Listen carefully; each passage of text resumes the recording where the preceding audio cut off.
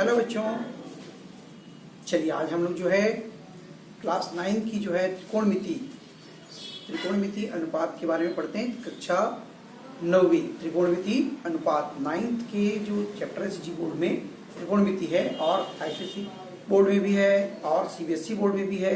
तो आपको जो है त्रिकोणमिति के बारे में आज बताते हैं। त्रिकोणमिति जो है क्या है, उसमें क्या पढ़ना है अपने को, क्या कोर्स में है, उसको किस प्रकार से हम हल कर सकते हैं। त्रिकोणमिति के बारे में पढ़ते हैं हम लोग। त्रिकोणमिति में जैसे अपन देखें तो यहाँ पर एकदम क्लियर है, शब्द ही यहाँ पर स्पष्ट होता है। त्रि मतलब तीन, कोण तीन कोणों और मिति तीन कोणों और उनके भुजाओं के बीच में जो हम संबंध स्थापित करते हैं या जो अनुपात हम क्रिएट करते हैं उनको हम कहते हैं त्रिकोणमिति। त्रिकोणमिति जनरली हम लोग जो है एक समकोण त्रिभुज में उपयोग करते हैं। सामान्य तौर पर हम जो है समकोण त्रिभुज में त्रिकोणमिति का उपयोग करते हैं, जिसमें कि जैसे हम मान लीजिए हमारे पास ये तीन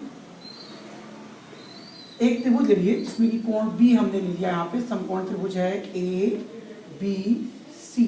हमने क्या ले लिया, एक समकोण त्रिभुज ए बी सी हमने सबसे पहले लिया एक समकोण त्रिभुज जिसमें कि ए बी और ये सी, ये तीन कोण है। जिसमें आप देख सकते हैं जब भी ये 90 अंश का कोण हुआ, समकोण कहने का मतलब हो गया कि 90 अंश का कोण बन गया। 90 अंश का कोण बन गया तो दो कोण ऐसा होगा जो कि अब न्यून कोण होगा, क्योंकि किसी भी समकोण त्रिभुज में दो कोण न्यून कोण होते हैं और एक क्या होता है, समकोण हो जाए, जिसके कारण वो ऐसा त्रिभुज है जिसका क्या है, समकोण त्रिभुज कह देते हैं अपन। तो इसके ये दो कोण न्यून कोण है हमारे पास, ये दो कोण ऐसे हैं जो कि क्या बन रहे हैं, यहाँ पर न्यून कोण बन रहे हैं आपके पास।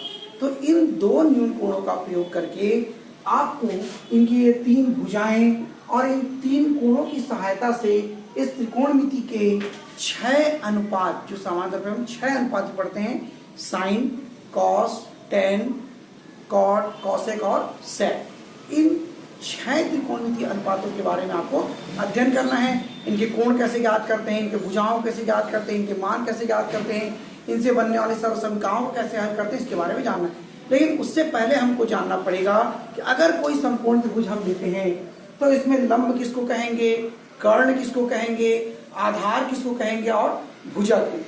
तो इसके बारे में हम देखते हैं। तो जिस किसी भी समकोण त्रिभुज को आप लेते हैं उसके जो 90 अंश के सामने वाली जो भुजा होती है, देखिए 90 अंश है, इसके सामने वाली जो ये भुजा है इसको हमने नाम दे दिया कर्ण। ये आ गया कर्ण।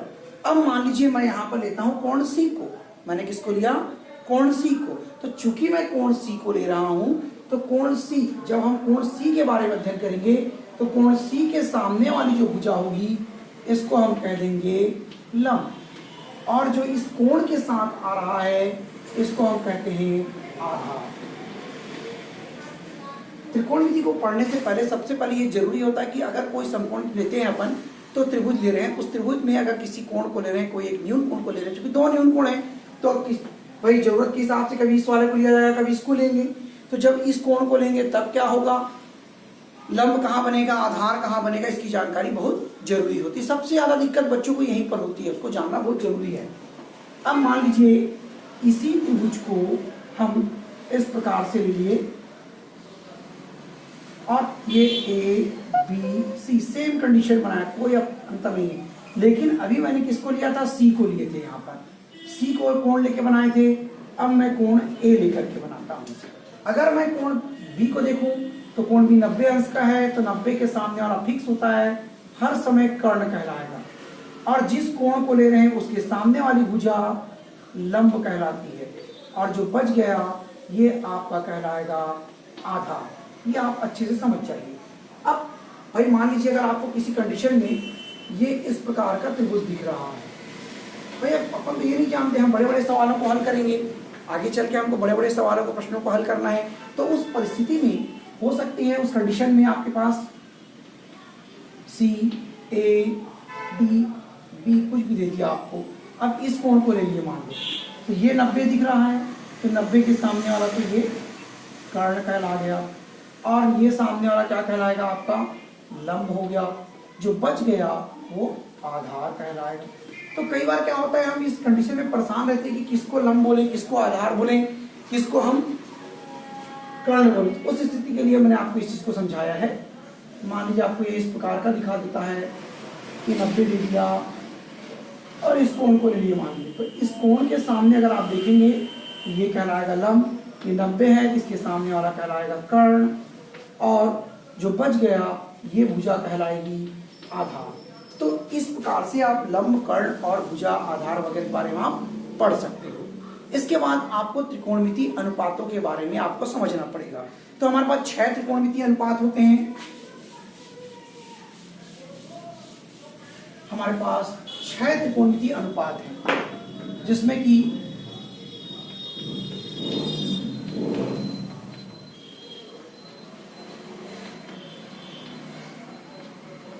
त्रिकोणमितीय अनुपात ये हमारे पास 6 प्रकार के हैं। नंबर 1 होता है साइन, SIN साइन, और ये हम यहाँ पे यूज करते हैं थीटा। ये चूंकि 9th के बच्चे लोग पहली बार पढ़ते हैं इसको, इसलिए हम इसको लिख देते हैं थीटा। इसी प्रकार से एक और शब्द इस्तेमाल होगा अभी नया, ये इस प्रकार से अल्फा। ये आपके लिए नया शब्द है, ये पूरा प्रश्नावली चैप्टर ही नया है आपके लिए। और ये बी का टांग नीचे कीजिए, बीटा कहलाएगा। ये आपके लिए बीटा शब्द का संबोधन होता है। और उसी प्रकार से इस प्रकार से ये क्या आता है फाई। ये जनरली प्रयोग होने वाले नए शब्द हैं जो कि इस चैप्टर में यूज होते हैं, ये आपको मालूम होना चाहिए। अब साइन थीटा की बात कर रहा हूं, तो इसका अनुपात होता है साइन। देखिए ये साइन है और ये कोण है वह जिस कोण के लिए बनेगा, तो ये थीटा कोण के लिए ले रहे हैं। इसका सूत्र होता है लंब बटे कर्ण, ठीक है, perpendicular upon hypotenuse. Perpendicular upon hypotenuse आप इसका यूज कर सकते हैं। नंबर 2 फिर हमारे पास होता है कॉस थीटा। ये होता है आपके पास आधार बटे कर्ण। आप देख सकते हैं साइन है, इसको मैं ऐसा लिख देता हूं ताकि पढ़ने में आपको दिक्कत ना हो। क्या क्या कॉस थीटा, साइन कॉस, इसके बाद होता है टेन। टेन थीटा का सूत्र होता है लंब बटे आधार। ये आप आराम से इसको देख सकते हैं। टेन थीटा की मैंने बात कर दिया, इसको हम टेन बोलते हैं। ऐसे इसका पूरा नाम होता है कोसाइन है, ये टेंजेंट है, ठीक है।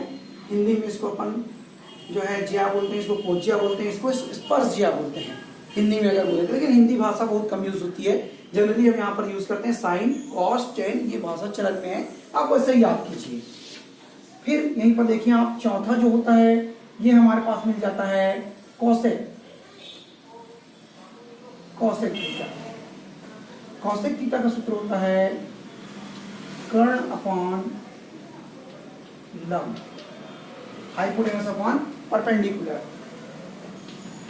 H upon P। इसको अपन बोल सकते हैं P अपॉन H। आधार है तो बेस अपॉन हाइपोटेनस, इसको लंब बटे आधार, परपेंडिकुलर अपॉन बेस। पांचवा हमारे पास आ जाता है सेक थीटा। सेक थीटा क्या होता है? ये जो है ये कोसेक है, इसको अपन बोलते हैं सेक थीटा जनरली। ये हमारे पास मिल जाता है कर्ण बटे आधार, कर्ण बटे आधार, ये आपका फार्मूला होता है कर्ण बटे आधार। तो आप इसको लिख सकते हैं हाइपोटेनस अपॉन बेस। छठवां नंबर हमारे पास आ जाता है कॉट। कॉट थीटा मतलब होता है आधार बटे लंब, आधार बटे लंब। आप देख सकते हैं मैंने लिखा है आधार बटे लंब, जिसको आप आराम से क्रिएट बना सकते हैं। कॉट थीटा आ गया आधार बटे लंब। अब आधार और लंब है हमारे पास, इसको अपन लिख सकते हैं बेस अपॉन परपेंडिकुलर, इसको अपन बोलते हैं कॉट थीटा। तो देख सकते हैं हमने पढ़ा साइन, कॉस, टेन, कोसेक, सेक और कॉट। ये 6 प्रकार के आपके पास मूलभूत जो इसकी त्रिकोणमितीय अनुपात है, यहाँ पर जो होते हैं उनके जो रेशियोज हैं, ट्रिग्नोमेट्रिक रेशियो जिसको बोलते हैं। ट्रिग्नोमेट्रिक रेशियो आपके पास 6 प्रकार के ट्रिग्नोमेट्रिक रेशियोज होते हैं, जिसको कि आपको याद करना है। अब इसको याद करने के लोग अलग अलग तरीके इस्तेमाल करते हैं, ठीक है। तो आप जैसे भी याद कर सकते हैं, आपको याद करना होगा इसका। जैसे कि हम लोग जनरली लाल बटी का पढ़ाते हैं, या पंडित प्रसाद हर हर बोले करके ही पढ़ाते हैं इसको। तो जैसे भी आपको याद करना कीजिए, कई प्रकार से इसको याद करने के पैटर्न है, आप याद कर सकते हैं। इसको हम ऐसे भी करके बता देते हैं।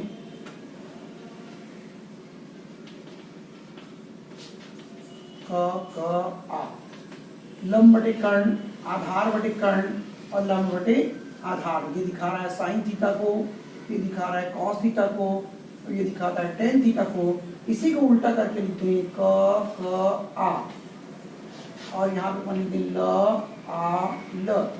तो ये हो गया कर्ण बटे लंब, कर्ण बटे आधार और आधार बटे लंब। तो ये आपका हमारे पास हो जाता है कॉसेक, सेक, और ये दिखाता है स्क्वायर को। तो आप ऐसे इसको याद कर सकते हैं, लाल बटे का बटे लाल, ये शॉर्टकट पैटर्न हो सकता है उसको याद करने का।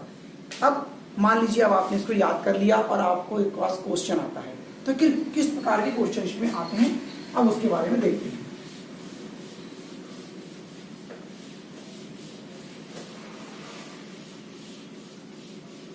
हमारे पास एक क्वेश्चन दे दिया, मान लीजिए कि एक त्रिभुज है। हम यहाँ पर एग्जाम्पल लेते हैं, त्रिभुज ABC में कोण B बराबर 90 अंश। In triangle ABC angle B equal to 90 degree. AB is equal of 4, BC equal to 3 और AC इक्वल टू 5। ऐसा कुछ दे दिया, AB BC AC आपको दे देता है और कहता है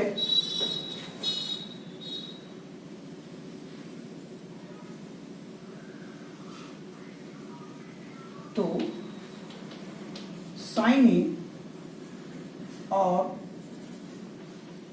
कॉस सी बराबर क्वेश्चन मार्क। अब दो चीज फाइंड करने होता है, then find the value of sine A into and cos C. दो वैल्यू आपको फाइंड करने के लिए बोल रहा है, तो कैसे फाइंड करेंगे? तो इसको फाइंड करने के लिए हम यहाँ पे सॉल्यूशन लेते हैं, सॉल्व करते हैं इसको इन ट्राइंगल एबीसी। तो गिवन में है तो हम एक ट्राइंगल ले लेते हैं A B C, in triangle ABC। Angle B is equal to 90 degree, angle B 90 degree, ये ऑलरेडी गिवन में हो गया। इसके बाद AB इक्वल टू 4 लिखता है, AB की जगह 4 लिख दिए, BC equal to 3 and AC equal to 5। इस सभी चीज दे दिया है, ये 1 2 3 तीनों आपको मालूम है। अब क्या निकालना है आपको? साइन ए फाइंड करना है। तो साइन का फॉर्मूला यूज कर लीजिए, और sine theta is equal of लंब बटे कर्ण, या इसी को हम बोलते हैं परपेंडिकुलर अपॉन हाइपोटेनस साइन। अब देखिए साइन में कौन सा एंगल लेने बोला है? ए एंगल को लेने बोला है, तो ए एंगल को लिया। तो जैसे ही मैं इस ए एंगल को लेता हूं तो ये मेरे पास बन जाएगा लंब, और ये आ गया आपके पास कर्ण, और जो बच गया वो क्या हो जाएगा? आधार। तो इस पोजीशन में लंब की वैल्यू कितनी आ गई? 3, और कर्ण की वैल्यू कितनी आ गई? 5। ये परपेंडिकुलर हो गया, ये हाइपोटेनस, और ये हो गया बेस। ये हमारा पहला आंसर हो जाता है। फिर सेकंड चीज उसने क्या बोला है? कॉस सी। तो हम कॉस थीटा यूज करते हैं, ये होता है आधार बटे कर्ण, आधार बटे कर्ण, या इसे अपन बोलते हैं बेस अपॉन हाइपोटेनस। कॉस सी की बात करिए, आधार का मान हमारे पास देखिए, अब सी को लेके चल रहे हैं यहाँ पर। जब सी को लेके चलेंगे तो फिर ये चेंज हो जाएगा। जैसे आपने सी को लिया, इसके सामने वाला क्या कहलाएगा? परपेंडिकुलर, या इसी को अपन बोलते हैं लंब। और जो ये तो कर्ण फिक्स है, तो ये क्या हो जाएगा? आधार। तो आप देख सकते हैं आधार की जगह पर क्या इसको लेना पड़ेगा? 3 को, और कर्ण की जगह पे 5 को। स्थिति वही होगी, आंसर सेम टू सेम आ गया, लेकिन बनाने के समय थोड़ा सा ध्यान देना होता है इस प्रकार से। तो ये इस प्रकार के क्वेश्चन, छोटे छोटे क्वेश्चंस हैं, जो कि सीजी बोर्ड की जो पुस्तक है आपकी, सीजी बोर्ड की जो बुक है, उसका एक पहला एक्सरसाइज है जिसमें कि आपको इस प्रकार के क्वेश्चन दिए गए हैं। इसको आप आराम से बना सकते हैं, सभी बोर्ड्स के बच्चे इसको बना सकते हैं। इसको आराम से देखिए, लाइक और कमेंट्स अवश्य करें।